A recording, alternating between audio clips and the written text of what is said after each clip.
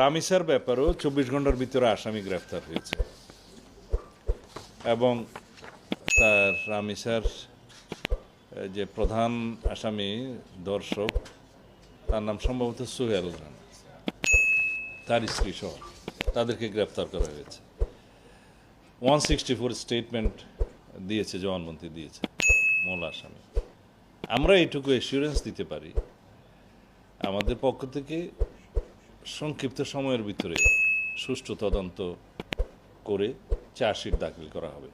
বিচারের দায়িত্ব আদালতের। বিচারহীনতার যে বিষয়টা সবাই সবসময় বলে থাকে, এটা সর্বক্ষেত্রে সঠিক নয়। কিছু কিছু ক্ষেত্রে বিচার বিলম্বিত হয়, সেই জন্য মানুষ মনে করে হয়তো বিচার পাবে না।